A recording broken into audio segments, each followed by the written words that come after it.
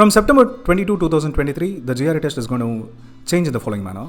You'll have three sections. One is the quantitative reasoning section, the other one is the verbal reasoning section, the third is the analytical writing section. The quantitative reasoning section has 27 questions in total, and you'll have two sections to write, and you should be completing this in 47 minutes. The verbal reasoning has two sections again, with a total of 27 questions, and you'll be completing this in 41 minutes. And the third is analytical writing section with only one issue to analyze and write, and you'll be given 30 minutes for it. You'll not have a break during this GRE, and the total test taking time is 1 hour and 58 minutes. So the test taking time has come down from 3 hours and 45 minutes in the previous version of GRE to 1 hour and 58 minutes in this version. The scoring pattern doesn't change, which means you'll be taking it for 340. And the number of times you can take GRE is again the same, which means you can take 5 times in a year. And between two GREs, you need to give a gap of 21 days. The number of days it takes for you to get the score is comes down from approximately 10 to 15 days to 8 to 10 days in this present version of GRE.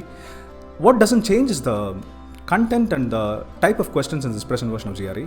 So when applicants ask us whether they can use the existing material for preparing for the shorter version of GRE, we'll say yes to it, because the question content, the question types will still be the same.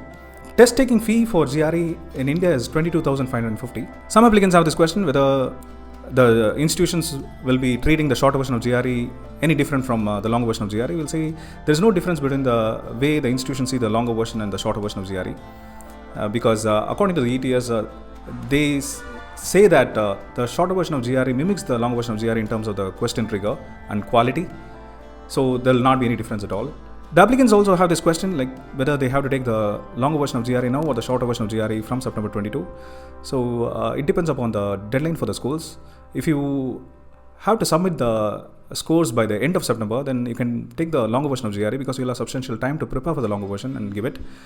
But if you don't have any kind of time constraints and you can submit the scores later than the end of September, then you can opt the shorter version of GRE. The shorter version of GRE differs from the longer version of GRE in terms of the number of questions that is being tested, which has come down from the previous version of GRE.